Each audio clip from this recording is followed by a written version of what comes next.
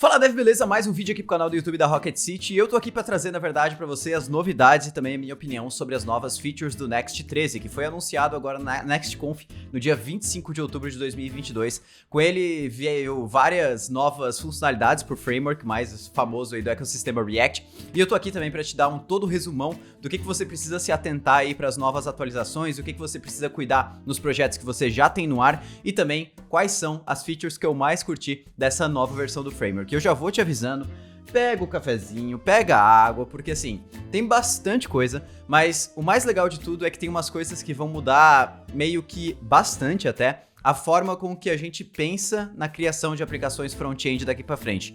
E eu já vou te avisando, o front-end tá mudando drasticamente. Eu nem sei se eu posso mais chamar de só front-end, porque tudo que tá nascendo ali dentro do Next e que veio com essa nova versão, talvez mude bastante a forma que você construi aplicações, principalmente a partir do ano que vem. Então, bora lá dar uma olhadinha nessas novas funcionalidades. Dando uma olhada aqui então, no próprio blog do Next, no blog aqui da própria Vercel, a gente tem, sempre que sai uma nova versão do Next, a gente tem um post que resume todas as funcionalidades, mas é importante dizer que as novas versões do Next, elas nunca são algo que tudo que foi anunciado aqui nasceu necessariamente no dia da NextConf, no dia do anúncio. Várias coisas que estão aqui, elas já foram anunciadas ao longo do ano. Elas só estavam talvez em beta, estavam numa versão que ainda não era para ser utilizada em produção, estava em RFC, né, que é o Request for Comments, que o pessoal estava ali discutindo sobre. Então tem várias coisas que estão aqui que na verdade não é necessariamente uma novidade, mas como eu sei que tem muita gente que não acompanha os lançamentos do Next, talvez muita coisa que eu vou falar aqui seja uma novidade, seja algo que a pessoa não tenha visto ainda. Então vamos lá, né? Primeira coisa. Resumindo, o que aqui vai mudar nessa nova versão do Next. Para mim, o principal ponto que vai mudar, que é onde a gente tem que conversar bastante, é isso aqui. Ele tem um novo diretório de pastas. A gente vai parar com o tempo. É claro que ele suporta os dois diretórios, mesmo que você atualize a versão do Next. Ele suporta aquele diretório Pages que a gente já tinha, você cria os arquivos lá dentro, cada arquivo vira uma rota da aplicação. Isso para quem já trabalha com Next já sabe como é que funciona, que é o File System Routing. Só que agora ele vai introduzir um novo diretório chamado App, que serve para o mesmo propósito, porém com uma estrutura diferente e com funcionalidades diferentes. Por enquanto, como eu falei, ele suporta ambos, mas no futuro, bem provavelmente, se tudo der certo aqui, como eles acreditam, saindo do beta essa funcionalidade, a gente vai utilizar somente o App e não mais o Pages. Então muda um pouquinho. Turbo Pack. Isso aqui também é algo muito interessante. A gente vai falar sobre. A Vercel introduziu aí no Next 13 digamos, o sucessor do Webpack, criado também pelo criador do Webpack junto com o time da Vercel, que é o Turbo Pack. O Turbo Pack, ele é basicamente um Webpack, porém construído com Rust, e ele chega a ser 700 vezes mais rápido que o Webpack original. E 10 vezes mais rápido que o Vite, que a gente já está acostumado a utilizar aí no ambiente front-end, que utiliza por baixo dos panos o ES-Build. Isso aqui é algo que deixou a comunidade bem hypada, mas eu vou dar um pouquinho minha opinião e o porquê que eu não hypo tanto com o Turbo Pack, porquê que não foi o que me deixou mais animado com o Next em si. Next Image, o novo componente de imagem do Next, ele saiu da sua versão beta e agora está na versão stable. O que acontece, né? A gente vai explicar um pouquinho mais o porquê dessa troca, mas eles criaram um novo componente de imagem que substitui aquele componente de image, de otimização de imagens que a gente já tinha no Next, para deixar ele mais rápido e mais developer friendly, digamos assim. Vamos comentar um pouquinho sobre isso depois, o que muda para você no dia a dia e o que vai mudar no código isso também, porque isso aqui acaba causando algumas alterações no código, principalmente se você já utilizava o componente de imagem no Next na sua versão anterior. Next Font, isso aqui eu achei bem legal. Basicamente, o que esse carinha aqui faz é que ele introduz uma nova forma da gente carregar fontes externas, né? Então, quando a gente vai utilizar lá uma fonte do Google, Roboto, Inter ou qualquer outra fonte, o que acontece é que a gente coloca lá os links de CDN na nossa página HTML. E esse carinha aqui, ele vem mudar a forma com que a gente faz isso para que a gente não dependa mais de um CDN e a gente consiga diminuir o layout shift, né? Eita, meu cachorro, eu soube errar muito. Voltamos aqui agora. O que é o layout shift, né? Basicamente quando você acessa a página e a página ela tem algum tipo de troca de layout enquanto o usuário está vendo ela. Então é muito comum quando a gente carrega fontes externas, o usuário acessa a nossa página, ele carrega uma fonte que o usuário já tem no sistema ali, uma sans serif qualquer, e depois a fonte troca. Isso a gente chama de layout shift. O usuário percebeu uma mudança no layout que não é natural. Então, esse pacote aqui que eu achei muito legal, ele vem para resolver esse problema. E Improved Next Link. Assim, não mudou muita coisa. Na verdade, mudou que a gente não precisa mais agora passar um componente filho para o link dentro do Next. Ele automaticamente já cria o elemento de âncora, o que antes não era, né? Antes ele necessitava que você criasse o link e dentro colocasse uma âncora. Também não há muitas alterações. Vamos dar uma olhadinha agora por partes. Cara, a primeira coisa que já vem é esse novo app directory e a gente precisa conversar um pouquinho. O que acontece, né? Um tempo atrás, o pessoal do Next abriu essa RFC no próprio blog, por isso que eu digo que nem tudo que sai na NextConf é uma novidade 100%. Se você acompanha aí os blogs, os RFCs, você já sabe do que se trata, que é a Layouts RFC. Layouts é uma nova funcionalidade que está sendo implementada no Next para resolver um problema muito comum em aplicações web, que é o seguinte: eu tenho duas páginas na minha aplicação, duas páginas, se elas compartilham componentes entre si, por exemplo, o cabeçalho, a sidebar, não tem lógica eu ter que, quando eu mudo a rota, né, eu mudo o usuário de um endereço para outro, ter que recarregar esse componente, esse cabeçalho e essa sidebar, porque eles continuam igual. E no Next, até dava para fazer algumas gambiarras para a gente resolver isso, mas não tinha uma forma nativa da gente lidar com layouts. Então não tinha uma forma da gente dizer que algum componente ele é reaproveitado entre rotas. Esse é o primeiro ponto, tá? É claro que essa Layouts RFC, apesar de ela vir resolver esse problema a nível de interface, por baixo dos panos, ela traz muitas outras coisas que também tá resumido aqui e a gente vai entrar um pouquinho em cada um desses pontos aqui. Então, como eu falei, primeiro ponto que isso aqui traz, layouts. A gente consegue ter, então, arquivos de layouts para cada seção da nossa página. Então, a gente pode ter componentes compartilhados ali entre várias páginas.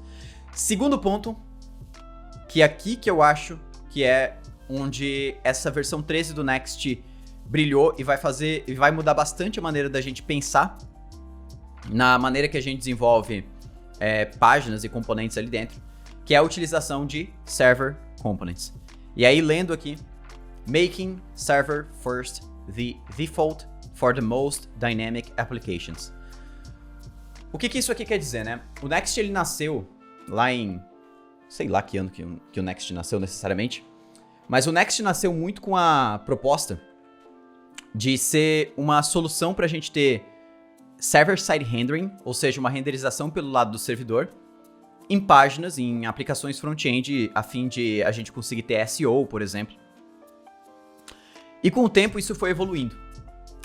E a gente entendeu que, até com a evolução dos outros frameworks, como o próprio Remix, como o próprio Fresh, lá do Dino, como o próprio Quirk, ou outros frameworks que estão surgindo, a gente entendeu que quanto menos JavaScript a gente precisar no front-end para ter que ficar, digamos, mudando a interface, melhor.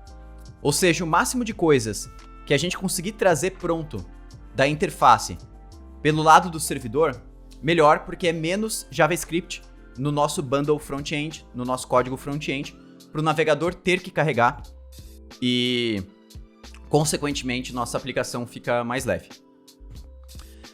E aí, quando ele fala aqui de Making Server First the default, o que ele está falando aqui é que os nossos componentes, eles vão ser, por padrão, server first. São componentes que vão ser renderizados sempre pelo servidor. Pela aquela camada back-end que carrega, aquela camada de servidor que é carregada junto com toda a aplicação Next. Isso quer dizer que sim, esses componentes, eles perdem um pouco de dinamismo. E aí até entrando aqui um pouquinho para entender o que são server components, você pode entrar aqui. São basicamente componentes que são renderizados pelo lado do servidor. E se eles precisarem de alguma alteração, é utilizado um mecanismo que a gente chama de Streaming SSR. Ou seja, a gente mantém uma comunicação aberta com o servidor. E os componentes recebem atualizações incrementais através de streaming. Se você já estudou Node, se você já ouviu falar do termo de streams, que são basicamente coisas que eu posso enviar ou receber aos poucos, é mais ou menos isso. Mais ou menos a mesma ideia. Isso aqui, eu acho que é o ponto alto do Next 13, na minha opinião. Por quê? Por que eu digo isso? Porque todas as outras features que a gente vai comentar ainda, elas não necessariamente vão mudar muito a maneira que você programa ou a maneira que você pensa na sua aplicação lá no day one, lá quando você está criando o projeto, quando você está dando aí os primeiros passos, criando a pastinha ali do seu projeto. Mas server components, streaming e esse último ponto aqui, que é o suspense for data fetching, são coisas que vão mudar, talvez, drasticamente a forma que a gente constrói as nossas aplicações. Esse último ponto aqui, o suspense for data fetching, ele nasceu de uma RFC. Na verdade, foram coisas que nasceram quase juntas, lá do React, que é uma RFC de um novo hook. Eu não sei se você acompanha as RFCs aí do próprio React em si, mas nós temos essa RFC aqui, essa Request for Comments, criada pelo Andrew Clark, que é do core team do React, que é a introdução de um novo hook chamado Use. E no primeiro momento é estranho, mas a proposta do hook ela é muito interessante, que é basicamente resolver ou rejeitar uma promise. O que acontece no React hoje é que quando a gente precisa trabalhar, por exemplo, com uma chamada HTTP, quando eu vou carregar um componente, eu preciso trazer uma lista que vem da minha API. Eu preciso lá escrever um useEffect, fazer a chamada ali dentro, preencher um estado e utilizar esse estado. E a gente sabe o quanto isso fica uma sintaxe estranha, até porque o useEffect, se você for entender na íntegra para que serve esse hook, não faz muito sentido ele ser utilizado para esse fim, né? Ele é um hook de efeito colateral, e aí meio que a gente faz um hack de não enviar dependências ali para o useEffect para ele conseguir executar uma única vez. Mas não é o ideal. E é por isso que a gente, no React, tá surgindo esse novo hook chamado Use, que ele recebe uma promise, e ele resolve essa promise, ou rejeita, retornando o resultado dela. E essa promise pode ser uma fetch, pode ser um Axios, pode ser qualquer promise, basicamente. E o que acontece é que esse hook ele já tem uma integração direta com a Suspense API, que é uma API, de certa forma, nova no React, mas não tão nova, porque ela já está no mercado aí há um tempo, mas ela não tem tantas... nem todas as bibliotecas integram com Suspense, por isso que a gente acaba não vendo isso tanto no dia a dia. Mas a Suspense API é, digamos, uma nova forma da gente conseguir suspender uma renderização baseada em algum estado de load, em alguma coisa que não carregou ainda. Então, com a Suspense API eu consigo dizer, olha, essa parte aqui da tela só faz sentido ela ser carregada, inclusive o JavaScript para montar ela, no momento que essa requisição HTTP aqui finalizar. Então, a Suspense API ela vai vir muito mais forte agora com esse novo hook. E a gente bem provavelmente vai ver ela sendo utilizada em grande parte das aplicações. E aí agora, nós temos a feature que mais vai mudar no seu dia a dia. Por quê? Porque o Next 13 acaba de, digamos, remover, se desfazer da sua funcionalidade mais incrível. E aí você vai falar, pô, Diego, como assim? A partir do Next 13, claro que isso está em beta ainda, por isso vai continuar funcionando provavelmente até o Next 14 ou 15, mas a partir do Next 13, a gente não precisa mais utilizar os métodos get server side props, get static props, get static paths. Tudo isso não precisa mais ser utilizado.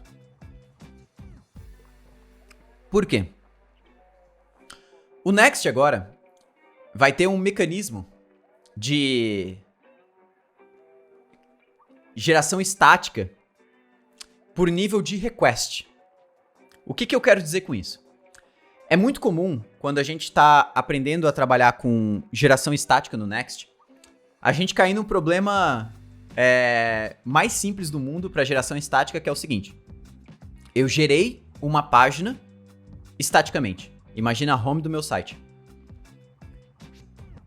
A partir do momento que essa página está gerada estática, eu não tenho mais controle para mudar coisas ali dentro através, por exemplo, de server-side rendering. Eu não consigo ter, por exemplo, server-side rendering e geração estática na mesma página.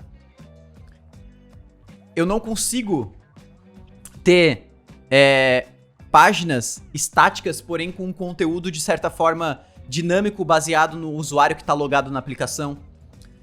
Ou seja, a geração estática do Next, que hoje acontece a nível de CDN, ou seja, a gente gera uma versão estática que é servida para todas as pessoas de uma maneira igual, ela não vai mais existir a partir das versões do Next, principalmente a partir de ano que vem. No lugar disso, a gente tem uma nova forma de cache nas requisições do Next. Ou seja, toda vez que eu quero que alguma requisição que eu fiz para o meu back-end, as informações disso funcionem de uma maneira similar a uma requisição estática, a algo estático que não vai alterar, a gente vai usar essa opção de cache na Fetch API chamada Force Cache. Quando eu quero que alguma requisição funcione igual o meu get server side props hoje, ou seja, que ela aconteça sempre pelo lado do servidor, eu vou utilizar a opção cache no store, ou seja, não quero armazenar cache nenhum. Se eu quero que alguma requisição funcione igual um get static props, ou seja, ela seja estática, porém ela tenha um tempo de revalidação, ou seja, que a cada tanto tempo aquilo ali atualize, a gente vai utilizar a opção next revalidate com o tanto de segundos que eu quero que aquela requisição seja mantida em cache. E aí isso aqui é uma outra coisa que não só o Next, mas que a gente está vendo acontecer cada vez mais gradativamente, que é a padronização das Web APIs. O que eu quero dizer com isso? Você deve ter observado aí com o tempo o surgimento, eu acho que das duas ferramentas que foram pioneiras nisso, que foi o Dino e o Cloudflare Workers. Tanto o Dino quanto o Cloudflare Workers, quando eles lançaram a plataforma deles, tanto a plataforma de deploy e tudo mais, eles falaram que eles não iam executar necessariamente o Node dentro dessas plataformas. Por quê? Porque o Node, ele tem a sua própria API, ele tem o seu próprio conjunto, digamos assim, de bibliotecas internas para trabalhar com requisição-resposta, para trabalhar com parâmetros, para trabalhar com fetch e tudo mais. E aí eles pensaram, cara, por que a gente não usa os próprios padrões do navegador de lidar com isso? Porque o próprio navegador, né, até quando a gente trabalha com fetch, a gente tem uma interface de request e response, por exemplo. Então, aqui dentro das Web APIs, que é o que eu tô falando, né, aqui ó, Web APIs, a gente tem várias delas, né, mas dentro da Fetch API, a gente tem aqui ó, toda a parte de lidar com requisição, lidar com o corpo da requisição, lidar com response. Então a gente tem tudo isso pronto dentro do browser. Ou seja, tanto o Next agora, quanto o Cloudflare Workers, que é usado por baixo dos panos pelo Next, quanto o próprio Dino, quanto várias outras soluções que estão surgindo, estão utilizando os próprios padrões da Web API da web dentro do back-end. Ou seja, o back-end cada vez com uma sintaxe mais próxima do próprio front-end em si, do que a gente já está acostumado dentro do browser. É claro que aqui daria para entrar assim muito a fundo. Eu quero muito trazer um vídeo prático sobre cada uma dessas coisas que eu tô falando. Inclusive, se você gostaria de um vídeo prático sobre cada uma das features que eu tô falando aqui do Next 13, deixa aí nos comentários para eu saber qual feature daqui talvez ainda não ficou tão clara para você que você gostaria que eu trouxesse, desenvolvendo mesmo, codando algo para te mostrar. É claro que eu quero trazer principalmente dessa parte aqui de fetching, mas já aproveitando, vai rolar NLW agora, não sei quando você tá vendo esse vídeo, mas do dia 31 de outubro aí até... É dia 31?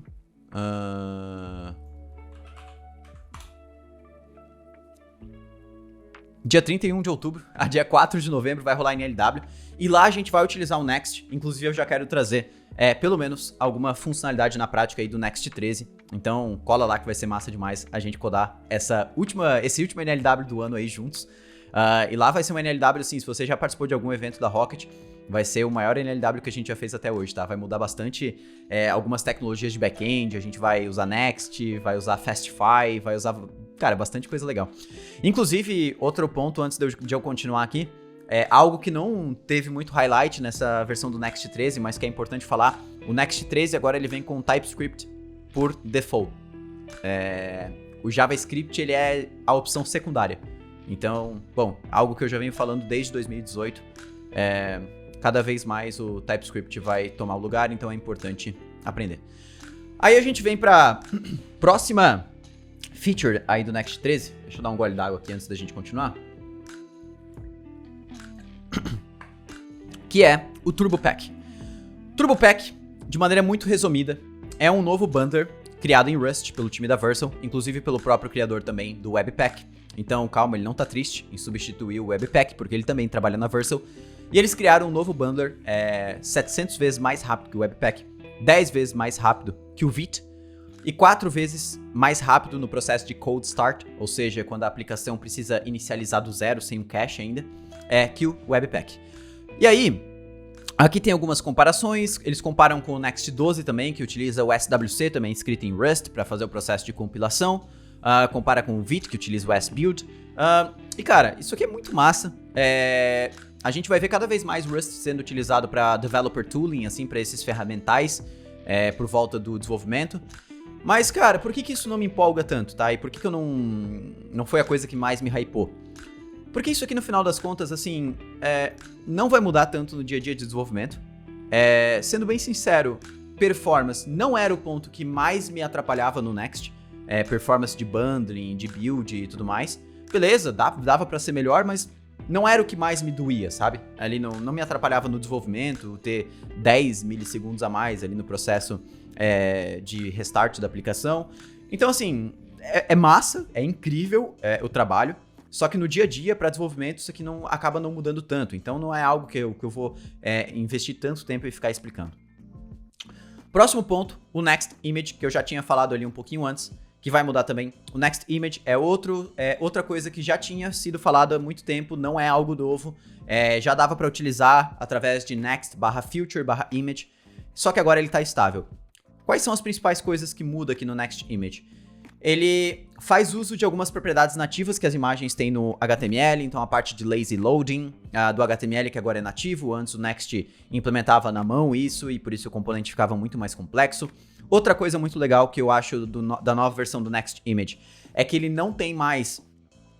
antes ele criava vários spans por volta da imagem, então, se eu não me engano, eram 2 spans, então a gente colocava uma imagem, ele criava um span, depois outro span dentro e aí vinha a tag image. Agora é só tag image, fica muito mais fácil também para controlar a estilização, fica muito mais fácil para a gente fazer... controlar largura, altura, redimensionamento. E essa feature de placeholder aqui que eu acho muito legal, não lembro se tinha na versão anterior do Next Image, que a gente só passa um placeholder blur e ele gera um blur hash automaticamente daquela imagem, que é essa representação da imagem com blur, né, digamos assim, de forma muito rápida, ele gera isso pelo server-side e aquela imagem fica, o carregamento dela fica bem legal.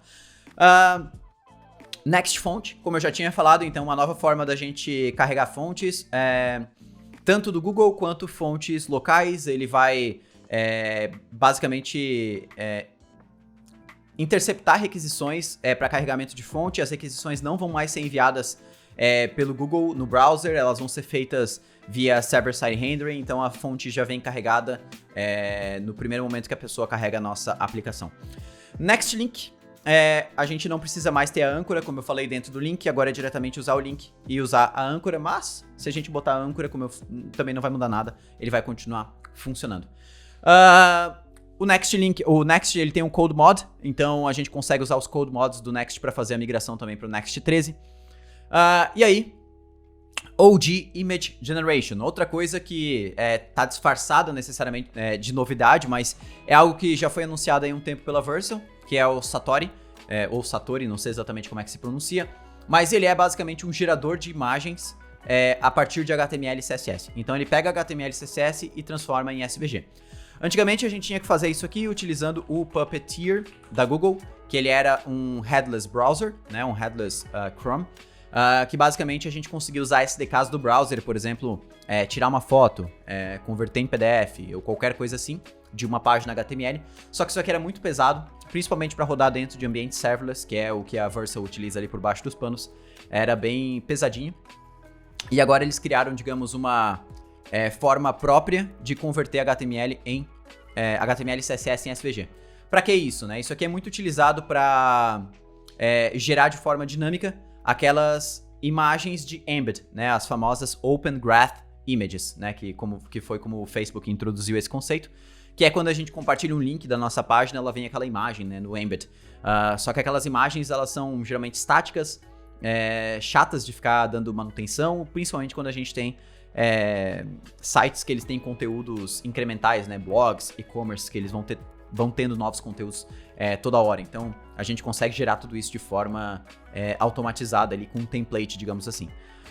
Mudou um pouquinho a nossa middleware API. O que mais mudou é que agora a gente consegue devolver uma resposta JSON de dentro do middleware. Antes não era possível, a gente sempre tinha que redirecionar, né, o usuário para algum lugar. Agora a gente consegue retornar algo dali de dentro diretamente.